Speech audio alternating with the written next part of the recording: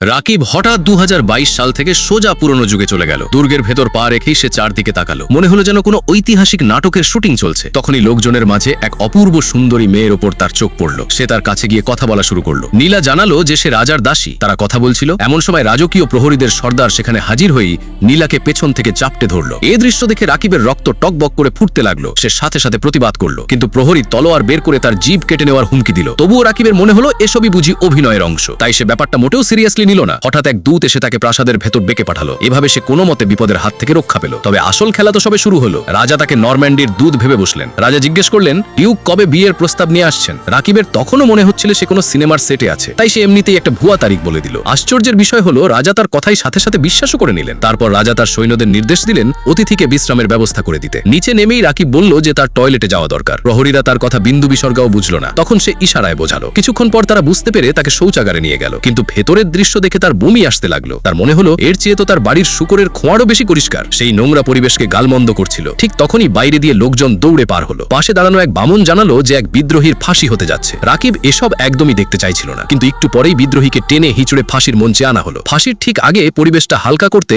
রাকিব সিনেমার কায়দায় একটা জোকস বলে বসলো। তার গলা শুনে সবাই হঠাৎ তার দিকেই তাকাতে লাগলো। সে ঘাবড়ে গিয়ে বলল শুটিংয়ে বাধা দেওয়ার কোনো ইচ্ছে তার ছিল না, কিন্তু পরের মুহূর্তেই জল্লাদ না থেমেই তলোয়ার চালিয়ে দিল। এক আঘাতেই মাথা ধর থেকে আলাদা হয়ে গেল, আর কাটা মাথাটা গড়িয়ে সোজা তার পায়ের কাছে এসে থামতে দেখে রাকিবের শ্বাস আটকে গেল। তার তখনও মনে হলো এটা নিশ্চয়ই নকল মাথা। সে মজা করে ওটা তুলল, কিন্তু যখনই সে বুঝতে পারলো যে এটা সত্যিকারের মানুষের মাথা, সে ওখানেই অজ্ঞান হয়ে পড়ে গেল। তার যখন জ্ঞান ফিরল তখন সেই নীলাই তার পাশে বসেছিল। সে ফিসফিস করে বলল এটা 1328 সাল। এই কথা শুনেই রাকিবের হুঁশ উড়ে গেল। এবার সে পরিষ্কার বুঝতে পারলো যে সে সত্যি 2022 সাল থেকে অতীতে চলে এসেছে।